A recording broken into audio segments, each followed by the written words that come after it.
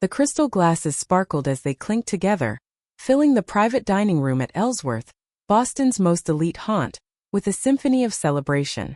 I stood there, grinning like I'd just won the lottery, watching Daniel Hargrove, the big-shot lead investor from Pinnacle Ventures, hoist his glass with a grin that screamed money and confidence.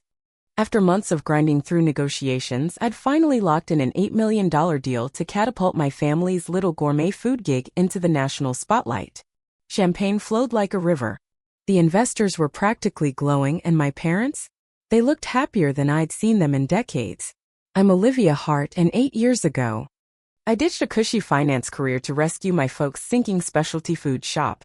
Everyone called me nuts, trading a six-figure salary for a business 3 months from flatlining, but where they saw a lost cause, I saw a goldmine. Remember when your parents' place was just that tiny storefront in Cambridge? Vivian, my old business school prof turned investor matchmaker, chimed in with a laugh. And now? National distribution, a slick online subscription model manufacturing deals. Olivia, you've turned it into something unreal. Pride hit me like a warm wave as the investors nodded, their eyes gleaming with dollar signs. It hadn't been a cakewalk. I'd overhauled the operation, slapped a fresh brand on our artisanal jams and condiments, locked down killer partnerships, and built an e-commerce platform from the ground up. Hart's Gourmet had gone from a neighborhood darling to a coast-to-coast contender, shipping to 48 states. None of this happens without Olivia's guts, my dad said, lifting his glass. When Marie and I started this 25 years ago, we never dreamed it'd be this. Mom smiled. But I caught that flicker in her eyes, hesitation, the kind I knew too well. As the investors dove into my expansion plans, her hand slipped into mine under the table. Olivia, honey, she whispered, her perfume wrapping around me, this is thrilling, but when James gets back from his program next month, he's the CEO this family needs. You've laid the groundwork. But he's got the education for this scale. My brother James, the golden boy who'd spent the last year gallivanting through Europe post-MBA, barely glancing at the business I'd bled for. I kept my smile plastered on, squeezing her hand back, but inside, ice was creeping through my veins. 8 years of 18-hour days, skipped vacations, a personal life on hold, and I was still just the placeholder for James's throne. You good? Daniel asked, catching the shift in my vibe. Perfect, I shot back, raising my glass higher. But behind that grin, my brain was already in overdrive. Monday couldn't come fast enough. 8 years ago, I was the hot shot at Goldman Sachs when Dad called with the bombshell. Hart's Gourmet was toast. They'd overreached with the second location, and the recession had gut-punched their luxury goods. 3 months from shuttering, they were done unless I stepped in. My colleagues gawked when I quit. You're bailing on finance for fancy mustard? My boss had scoffed. Even James, then wrapping up his undergrad, told me to let it sink. It's a lost cause, Liv. Move on. But I couldn't. That shop wasn't just a business. It was my parents' legacy. I'd grown up watching them perfect recipes, source from small farms, and charm every customer. Walking away from Wall Street wasn't about saving a store, it was about saving their dream. Those first 2 years were hell. Days at the counter, nights drowning in spreadsheets. I sold the second location, haggled with suppliers, and dragged our books into the 21st century. I took a second mortgage on my condo to fund our first online platform, then crashed on a cot in the stockroom when I couldn't cover rent. James, he graduated, snagged a junior consulting gig, and tossed occasional advice from the sidelines, too busy climbing his own ladder to dig in with us. Mom and Dad didn't care. Always quick to rave about his valuable experience while I was the one turning the ship around. A viral food blog post about our preserves changed everything. I spun that buzz into a subscription box. 20,000 subscribers strong now, and last year, I landed deals with 3 national gourmet chains, spiking revenue by 340%. Still, my parents stayed weirdly lukewarm. Grateful, sure, but their praise always had this undertone. This is temporary. James, the firstborn son, was destined to take over, an unspoken rule my wins couldn't rewrite. Olivia, Daniel's voice snapped me back. The investors were staring, waiting. Sorry, could you repeat that? I said, pulling myself together. Your vision for leadership, he pressed. Your ops plan is gold, but we need to align on management. Mom stiffened beside me. Here it was the moment I braced for. Structure stays as is, I said smoothly, filling her gaze. I'm CEO, my parents as brand ambassadors to keep that authentic family vibe our customers love. Daniel nodded, scribbling notes. And your brother? Marie mentioned his MBA. Before I could speak, Mom jumped in. James just finished at Wharton. He'll join the leadership team next month, bringing his consulting chops. I didn't flinch, but the sting hit hard. James had spent maybe 3 weekends at the shop in 8 years, yet she acted like he built it brick by brick. And his role? Daniel prodded. Sensing the tension.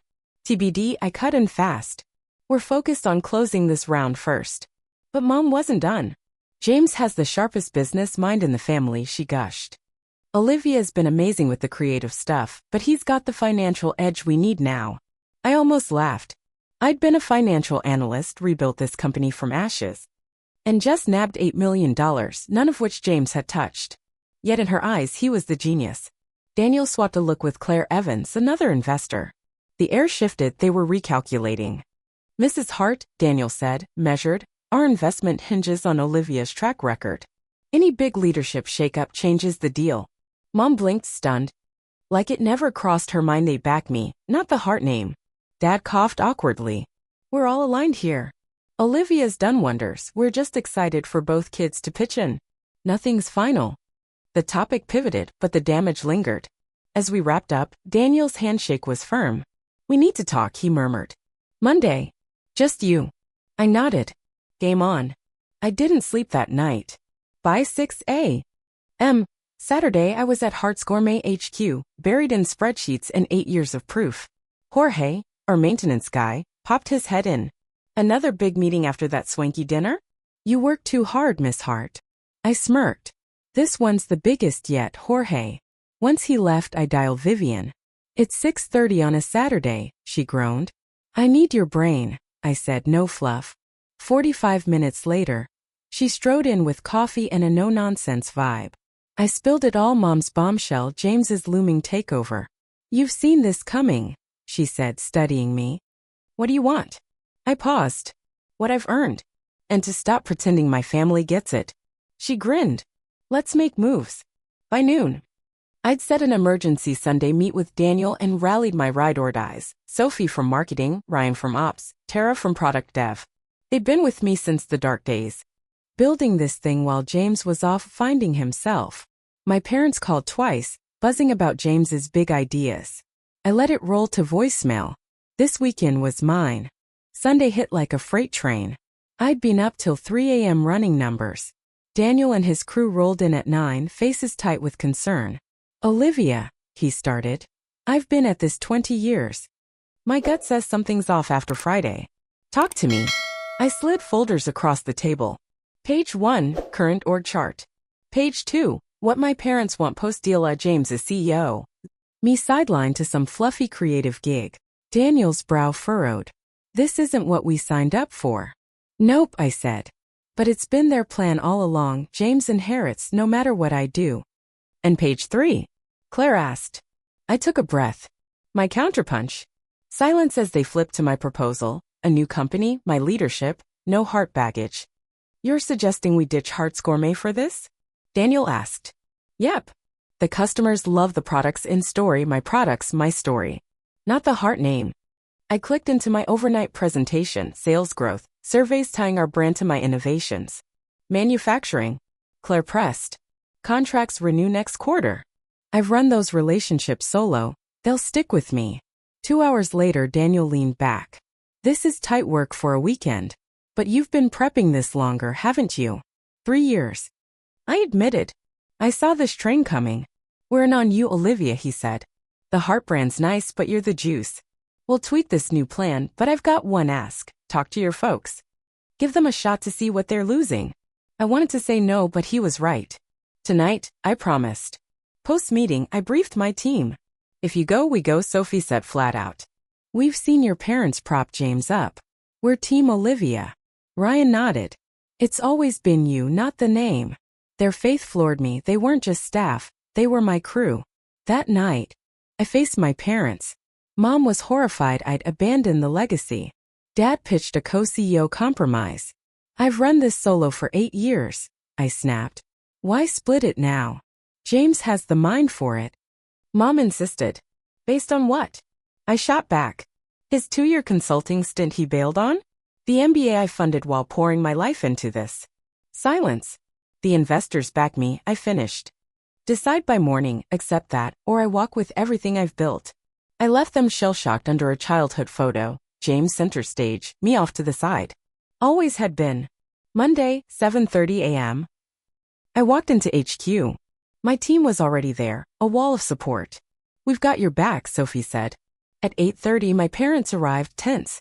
At 8:42, James sauntered in, suited up, shaking hands like he'd earned the keys. Mom glowed, Dad looked drained. At 9, Daniel and his legal posse stepped off the elevator. We're here for Olivia, he told Mom, cutting her intro short. Showtime. In the conference room, Daniel laid it out. Our $8 million rides on Olivia's vision. Any leadership switch is a deal breaker. James squirmed. I've got an MBA. To replace the woman who grew this 3,000%? Daniel cut him off. Then the folders. Option 1, me as CEO, James sidelined. Option 2, $10 million for my new venture. No hearts attached. You're betraying us. James spat. I'm protecting what I built. I fired back. Where were you when I was broke and hustling? My team marched in. If Olivia goes, we go, Tara declared. My parents stared, realizing the empire wasn't theirs anymore.